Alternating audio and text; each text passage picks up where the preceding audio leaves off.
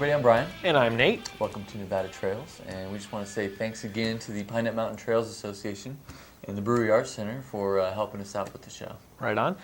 We here at Nevada Trails want you, the viewers, to see all the sports that can be done in Nevada. Everything from bicycling to motorcycling to rock crawling to hiking, horseback riding, you name it, we're going to cover it here on Nevada Trails. And today we'll be talking to Donnie Bird from the Virginia City Grand Prix. I think you've been there. Virginia City Grand Prix. I've raced that race many times. In fact, I actually got married at the Virginia City Grand Prix the year I won my class. That was pretty exciting. Did? And his wife even pitted for him that day. It's a good woman. She did. Thank you, honey. And also we have Nate's latest race. When you're watching it, he's got a little problem with his finger there now. But motorcycle racing is a very fun sport, but it can also be slightly dangerous. So we'll check out my video. And this is Nevada Trails. Well, all the equipment in the world won't save your life if you don't know how to use it. So George Hamilton from Sacramento Hang Gliding was putting on a parachute clinic down at the Parachute Center in Sacramento.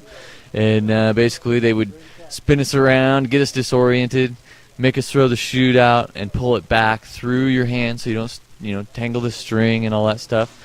And then also taught us basic care of the chute, keep it dry, keep it cool. Heat and moisture are really bad for them. So you really want to take really good care of the stuff that your life depends on. Well, now it's my turn to go for a spin, and that's my way too large and way too pink harness.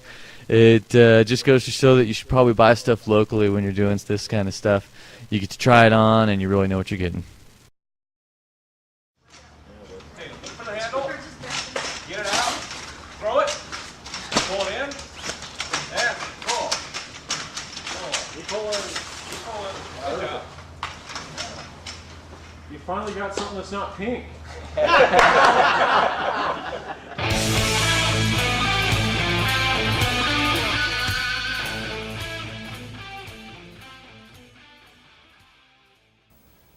We're here with Donnie Bird from the Virginia City Motorcycle Club. Donnie, how you doing? Thanks for coming. Good. Thanks for having me, you guys. All right. Appreciate it. Appreciate it a lot. So tell us about the Virginia City Grand Prix. When did the race get started? Well, it started back in 1971 and was put on originally by Western States Racing Association. Okay. And it ran, I believe, I'm sorry, I don't remember the exact year. It was well into the 90s. Then they had their last event. And then there was a year without the race, and Virginia City felt the economic impact of no race up there and realized how important it was. Mm-hmm. And now they love you. Oh yeah. Oh hey, we bring in the chim-chong and everybody. It's a real good family atmosphere, and people missed it. And there's a lot of history up there with the town as well as the race combined. A lot of locals are really involved with the race. So the Virginia City Motorcycle Club was formed 5 years ago.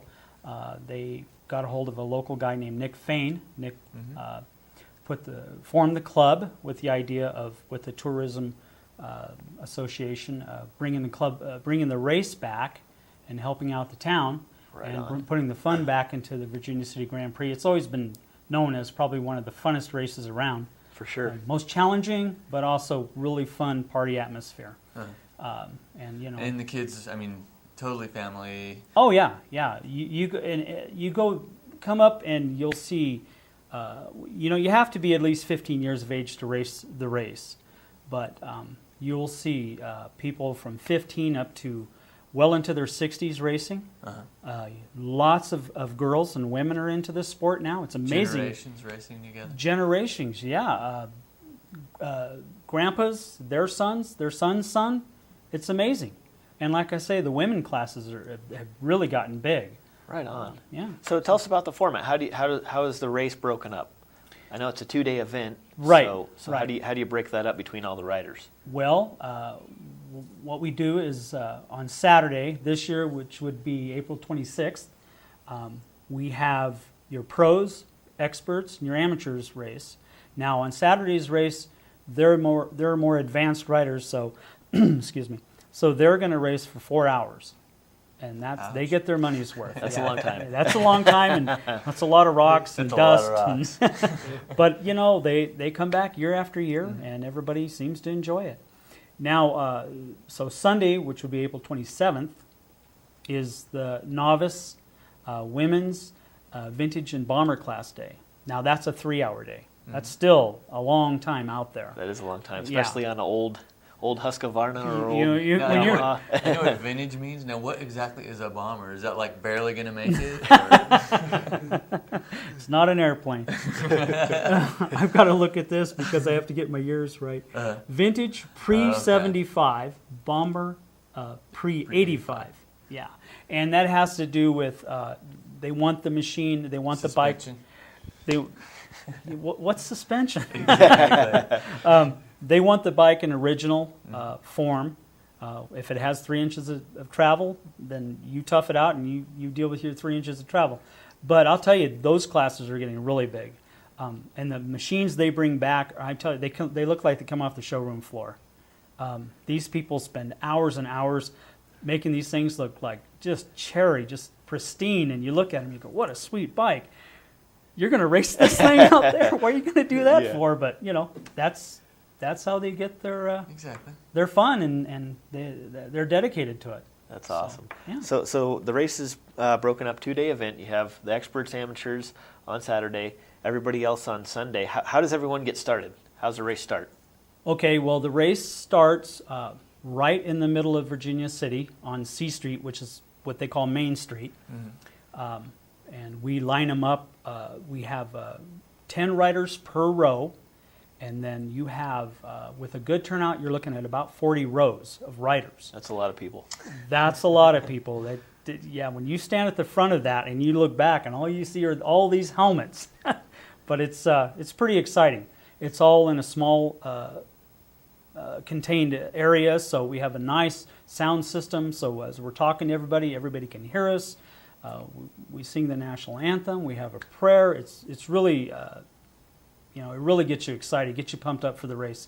You've got Dad out there on his bike ready to go, and there's his wife, and the little kids are watching Daddy, just before the race, and everybody's getting the pre-race jitters. But it's a great, great atmosphere. It's really neat, yeah. That's outstanding. And then, so basically, what makes it a Grand Prix is that there's pavement involved? Or? Right, yeah. To be an actual real Grand Prix race, you have to have a certain amount of pavement section in there. It can't be all dirt. See, that's good. I never knew that, so that's interesting. Well, you're never too old to learn. That's right. He's getting close, though. But we're fortunate enough to be able to use 6 Mile Canyon Road every year. It's a county road, so therefore the county lets us shut it down once a year. And we use about 2 miles of that. And the curvy 2 miles. Yeah, if you're familiar with 6 Mile Canyon Road, it's just curvy. Depending on which way you go, one way is down, the other way is up, and we change it every year. And the riders love it. It really kind of separates the men from the boys. When you're going into those corners, it's like, who's going to be Kenny Roberts, road racer guy, and outduel the guy. And absolutely. You can follow this guy for 30 minutes and eating his dust, and you get on that pavement, and you're like, yeah. And then it's like, okay, who's... That gets a little exciting on full-on dirt knobbies on pavement. Oh, yeah. Yeah. I know when we get down there after the race and we're, policing the course and picking up things and parts and plastic. But the black marks, the skid marks going into some of the turns, I'm like, man, these guys are pretty serious. Either that or they're way out of control. That too. Now you can buy a good starting position? That's right, yeah. At the start, Saturday and Sunday both, we auction off the number 0. Lots of history behind that auction. We've had bidding wars between big motorcycle clubs from Northern and Southern California. They get the numbers way up there because they're just not going to be outdone. They've chosen their rider. They want their rider out there in front for the 30-second advantage of the number 0 before all the rows take off. And I mean, they get that number really up there sometimes. Do you know roughly how high the number's gotten for that 30-second advantage? I heard that the highest I've heard, and keep in mind, this race is 30-some years old, and I was a part of it for a long time. But the highest number I heard was $2,500. That's pretty And that awesome. goes to the town? Or I'm not sure. Well, what that does is that goes to the motorcycle club. Okay. And then when it's all said and done and we figure out how much money we've made, then we get around to dispersing to money to different organizations. We have yearly contributions that we make.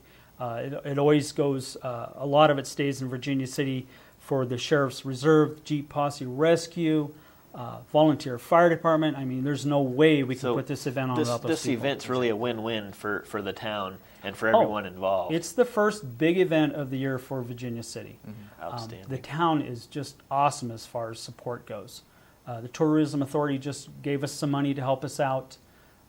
Yeah, they really look forward to this event, and it's a fun event. I mean, it's like you say, it's a win-win thing because we bring people in, they stay there, they stay in their motorhomes, they fill up the hotels, but they don't really seem to cause any trouble. And so, you know, it's a bonus for town. The sheriff's department's cool with it because everybody seems to behave themselves very, very well. So we're very fortunate. Which we all kind of need to do all year, so the property owners don't get upset with the motorcycle riders. Oh yeah, you know, and we tell everybody, please, yeah, you know, you're coming into Virginia City. People do live here, you know, year round. Right. So you're coming in, you're playing, and we want you to have a good time. But please behave, be responsible, because you know we've always got next year to look forward to, and let's make everybody happy. Sure. Exactly. So about how many people does it take to put the event on? Well, you know, it's so funny because our little club in the middle of winter consists of about 10 people. But by the time we get ready to put the Grand Prix on, so many people have had such a good time being involved in helping us that swells up to probably about 80 to 90 people. That's pretty good. Now, how would somebody volunteer? With your website, they can contact you? Yes, yeah. Please log on to vcgp.com. Okay. And they can enter from the website, they can get the registration form? You bet, yeah. Just you can go online, you can download. If you have any questions, you can shoot us an email. Okay. You can call us at 530-6738. Cool. And then that's going to be April 26th and 27th. Yes, sir. 26th and 27th in Virginia City. And it's free to come out and watch. Oh, you bet. Yeah, All come right. on up. We'd love to have you. You Cool. bet. All right. Well, thank you very much, Donnie. Appreciate it very much, gentlemen. Thank you very much. And I know you'll be up there, right? Oh, yeah. Absolutely. And now it's time for some local events going on. February 17th was the Trailblazers race, the second race of the Moran Series for the 2008 series. This race was out at Nightingale. They had a 54-mile loop, and the conditions were excellent, wet ground with very little dust. I actually have some results, the top 5 riders. First place was Martin Kite. He's riding from Reno. Second place was Robert Underwood from Colville. Steve Garnett from Carson in third place overall. Adam Thiessen in fourth, and Levi Hutchings from Elko in fifth. So it was a great day for racing for everyone involved. Everyone loved it. So thank you to the Trailblazers MC. Glad to see Steve back up out there on the bike. Yeah, he did excellent. And we also have some ski stuff coming up. There's the Sierra Avalanche Center. They do all of our avalanche control and all that stuff. Not the control, but they tell us the conditions. March 2nd, Homewood is having the Sierra Avalanche Center's ski day. So all the money they make that day goes towards Sierra Avalanche Center. And then also Border Cross at Sierra Tahoe, March 9th. Oh, right on. There's actually some upcoming desert races also. Round 3 in the Moran Series is going to be April 5th and 6th out in Fallon. Western States Racing Association is putting that one on. And round 4 is going to be May 10th and 11th. Lassen MC is putting that one on, and that's going to be up in Wendell. Any information on local Moran races, you can always visit racemoran.com. And we also have a land closure thing that we wanted to talk about. The what county was that in? Mineral County. Mineral County. Mineral they're County. Talking to the county supervisors. Supervisors. I guess there was a meeting recently, and some people, the Wildlands Project folks, are submitting a vast amount of acreage for wilderness in Mineral County, and this encompasses pretty much all amount grant. Well, they want to make wilderness everywhere. Everywhere, all across the United States. They have a map, actually, wildlandsproject.org, and that shows you basically what their plan is and what they're paying people by the hour to make into wilderness, basically kick out motorized use, mountain bikes. These people want no foot traffic. That's how extreme they are. These are the extremists. So they want 50% of the U.S. to be wilderness area. Yeah. So it's very important to get involved. If you can, join a local Friends of group, join the Pine Nut Mountain Trails Association. And Blue Ribbon Coalition, which is sharetrails.org. You know, basically a lot of people are standing on the sidelines and just watching these people walk away with everything. Right. So Don't let that happen. get involved. In order to protect our riding opportunities, we've got to tread lightly. That means staying on roads, trails, and areas designated for ATVs. Also, go over, not around trail obstacles to avoid widening trails. And cross rivers slowly, and only at places where the trail crosses the stream. Join the millions of responsible riders who protect our privileges and our natural resources by treading lightly in the outdoors. Visit Tread Lightly at treadlightly.org.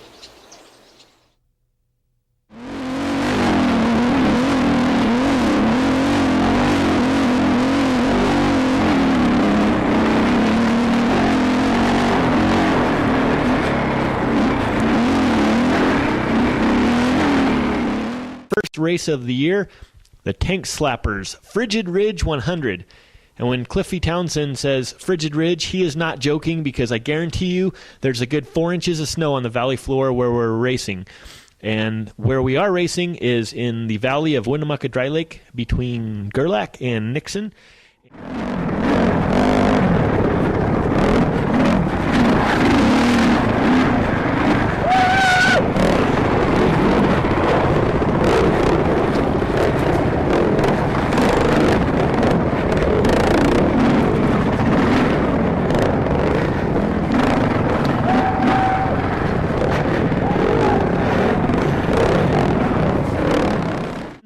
And this is some basic race prep for this event that I've done to my KTM 525. Basically, for any serious race, first thing you want to do is basic maintenance, such as oil change, oil filters. You want to clean your air filter. Check everything else on the bike, all the nuts and bolts and all that good stuff. Make sure everything's tight. And that's just basic maintenance, which everybody who races dirt bikes does.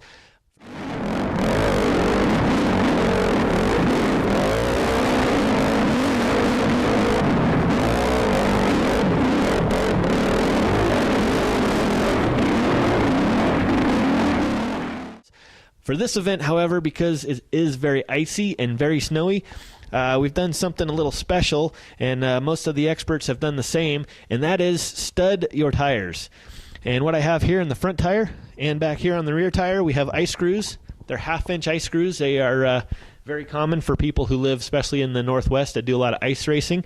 And basically the heads of these screws are like 2 little razor blades on each side, so you just drill them into your knobs with a bit driver, and you got a nice sharp edge exposed, which hopefully will keep me upright during the race. So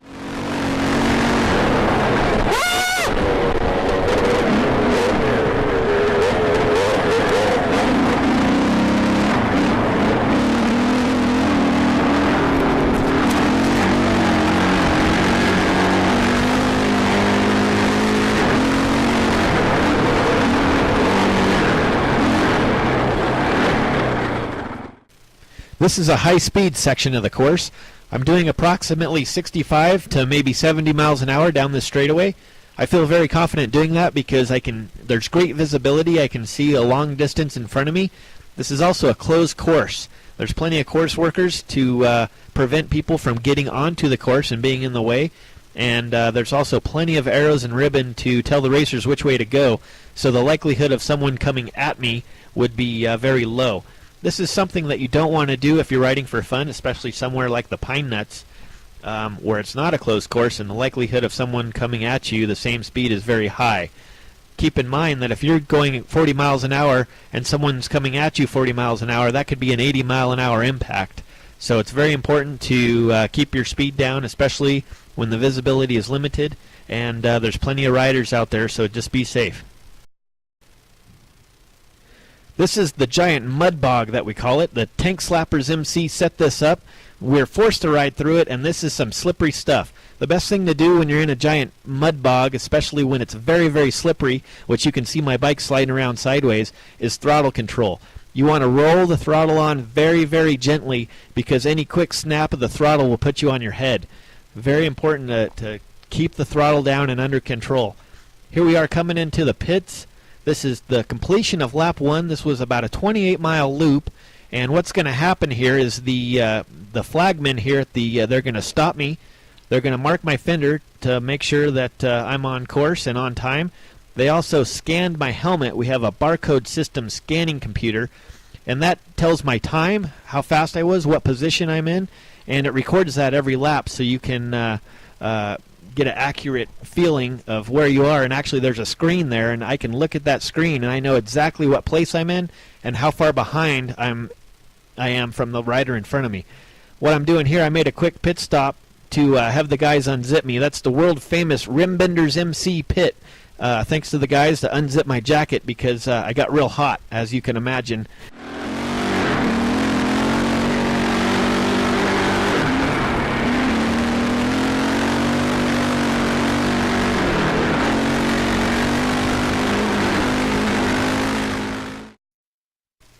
As soon as I left the pits, out on lap 2, things started going bad. This is a giant hill climb, as you can see, super icy, super steep, and ultra slippery. And guess what? I didn't make it. When you're in a race like this, every time you go down and you have to expel energy to lift your bike up and get going again, it is just exhausting. I had no choice here but to turn around and go back down the hill.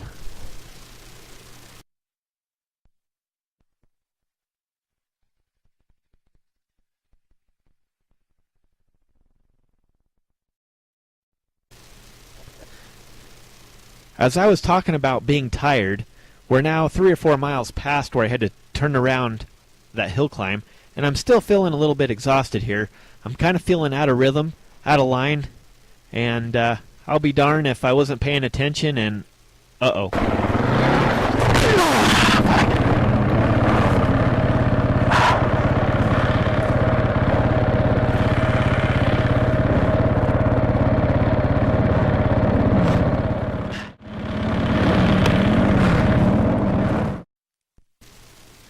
After that little stunt going over the bars, I knew I was in a lot of pain. My left hand was hurting me very, very badly, and I thought if I took my gloves off and tried to pop my fingers, it might help. No such luck. As it turns out, I ended up with a break on my ring finger, but I didn't know it at the time. If you're ever out riding and you think you may have broken a bone, it's always a good idea to turn around and head for the truck right away. Luckily for me, I was able to get my gloves back on, and despite the pain, I was able to finish the loop and get a finish for the day. Well, my finger wasn't the only casualty of the day. The helmet camera that I'm wearing on my helmet also suffered some injuries and is no longer recording properly. So I'd like to show you the rest of the race, but just not going to work out. So when you're out there on Nevada trails, make sure you ride safely and ride at a speed you're comfortable with. So that did hurt. As you can see, if you can see, motorcycle racing is a very, very fun sport, but it can also be very dangerous. My ring finger here is the one that was broken in that little crash I had, and it's still a little bit tender, so I'm trying to nurse that back until he can fit his ring back on his hand, according to the wife. That was the deal we made, so I'm going to try to shove that thing on for this weekend, and we'll see how that goes. So just remember to be careful when you're out there and try not to overdo it. I'm going to duct tape my hand to the handlebar, I believe. Hi, I'm Bill Dart with the Off-Road Business Association. We represent motorcycle and ATV dealers, four-wheel drive dealers in Nevada, and we're here today to talk about the route designation process. It's so important to the future of your ability to travel on our back roads in Nevada. The Forest Service is in the process of doing a travel plan process where they need to identify all roads and trails for future use to be designated, and they need your help in finding these routes, identifying them, and getting them in the analysis process to be designated, hopefully long term. So check with your local Forest Service office. Right behind them, the BLM will be doing the same thing. Check with your local BLM office. Ask to be put on their mailing list so you'll know what's going on, and ask to be put on that specifically for the travel plan process. So do your part today so you can ride tomorrow, and your grandkids and your great-grandkids can do it in years to come. Thanks for your help. Hi, I'm Deidre St. Louis. I'm the National Off-Highway Vehicle Program Manager for the Forest Service, and I'm here today at a workshop in Reno, Nevada about travel management planning. And one of the things that I wanted to pass on to the trail users in Nevada is that it's really important not only for the off-highway vehicle enthusiasts to get involved in the planning process, but also for the equestrians, hikers, mountain bikers, and other non-motorized users to get involved too. And one of the main reasons is that the access that you currently enjoy to your trailheads, it will also be, or would need to be included in this designation process to maintain your access to those trailheads and campsites and things like that that you use. So again, I think it's really important for those users to get involved in the travel management planning process also. I'm here with Charlie Cox from the Nevada OHV Coalition, and we're at the National OHV Conservation Council's Trail Mapping Seminar. So thanks for coming out there, Charlie. Good to be here, Brian. Thanks for having me. And so you just started the Nevada OHV Coalition? Yes, we did. It's a new organization that represents all off-highway motorized recreation uses within the state. And that pretty much includes everybody, even the hikers and bikers. If you leave the pavement, then you pretty much go off highway. If you want to use the public lands in our state, you need to know which roads that you're going to be able to do that on, and you need to have those roads and trails accessible to you. Now, I guess you guys got your directors and stuff, and you're also looking for people in each county to get signed up and just kind of be county liaisons. That's correct. We are looking for as much public involvement as we can get. We're looking for clubs and organizations and local groups, individuals on a county by county area around the state to keep us informed of what your local needs are. I just wanted to say thanks again to the Pine Nut Mountain Trails Association and the Brewery Arts Center for supporting the show. And speaking of the Pine Nut Mountain Trails Association, they do meet the first Thursday of every month at the Round Table Pizza on Topsy Lane, just south of Carson City, 7 p.m. And our website is www.nv-trails.org. And you can also check out the show, any of our shows, on the webcast, nvtrails.bactv.org, and that's on demand. And if you drop us an email at tv@nv-trails.org and request a poster, we have these nice posters of the Virginia City Grand Prix, and if you send us an email with your name and address, we will get you one of these posters. They're very, very good, and they were done by photocross.net. Cool crash picture on the front of that. Yeah, it there. is. Are you tough enough to race the Outstanding. BC Grand Prix? And I just want to say thanks to Donnie for coming in, and to you for doing the video. Yeah, no problem. Appreciate it. It hurt. High cost. It was my camera he crashed with, by the way. Thanks for watching Nevada Trails. Uh-oh.